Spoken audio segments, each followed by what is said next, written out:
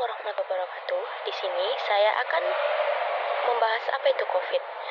Baiklah, apa itu COVID-19? Coronavirus Disease 2019 atau COVID-19, penyakit yang disebabkan oleh infeksi coronavirus baru yang dilaporkan pertama kali akhir tahun 2019. Pertama dilaporkan sebagai pneumonia misterius di Wuhan, Cina, 31 Desember 2019. Apa itu pneumonia? Pneumonia adalah peradangan di paru-paru yang disebabkan oleh patogen seperti virus, bakteri, ataupun jamur.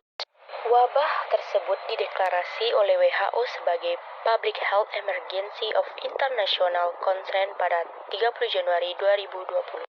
Pada 11 Februari 2020, WHO nama resmi tersebut yaitu SARS-CoV-2. Nama penyakitnya COVID-19. Di seluruh dunia, kasus tersebut bertambah di berbagai negara di luar Cina. Beberapa kuman penyebab COVID-19 dapat kita lihat di atas. Faktanya, Indonesia sudah memiliki fasilitas untuk memeriksa SARS-CoV-2, yaitu sudah ada lab milik Dita Bangkes yang bisa melakukan mendeteksi sampel SARS-CoV-2 penyebab COVID-19. Sedang diusulkan penambahan fasilitas serupa agar pemeriksaan bisa dilakukan lebih luas. COVID-19 menular via paket dari Cina. Ternyata itu hoaks.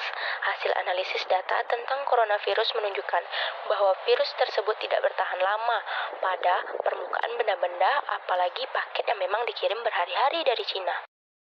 Tanda dan gejala penyerta antara lain yaitu nyeri kepala, pegal-pegal atau nyeri otot, dan diare. Sedangkan gejala utama yaitu demam atau meriang, batuk, nyeri tenggorokan, dan sulit bernapas atau sesak. Perbedaan pasien dalam pengawasan dan orang dalam pemantauan. Dari pasien dalam pengawasan, gejalanya yaitu demam atau riwayat demam, batuk atau pilek atau nyeri tenggorokan, dan yang terakhir pneumonia ringan hingga berat. Sedangkan gejala orang dalam pemantauan yaitu demam atau riwayat demam, batuk atau pilek, dan nyeri tenggorokan.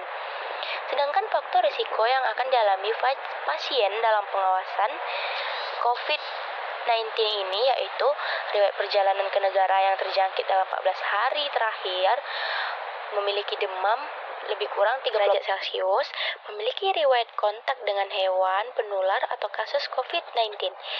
Sedangkan faktor risiko pada orang dalam pemantauan yaitu riwayat perjalanan ke negara yang terjangkit dalam 14 hari terakhir. Jangan panik, pahami perbedaannya dengan baik.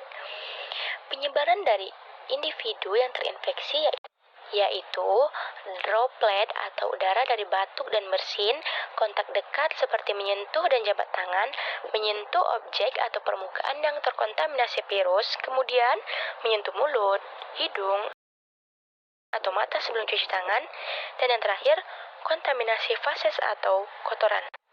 Droplet atau percikan yang keluar saat batuk dan bersin.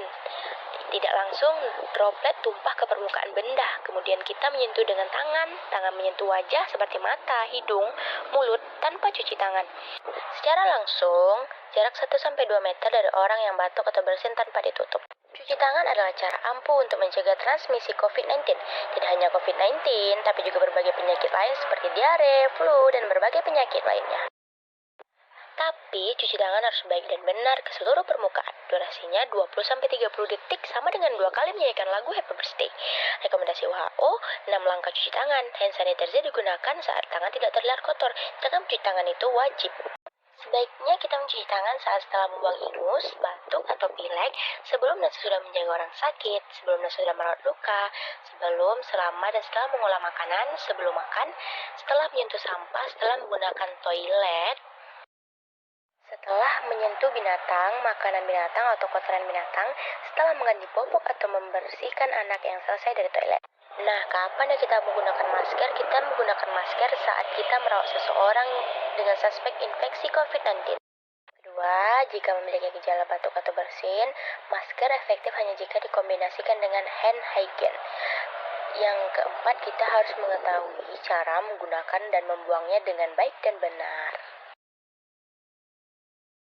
Nah, ini ya informasi COVID yang saya ketahui. Lebih dan kurang saya mohon maaf. Assalamualaikum warahmatullahi wabarakatuh.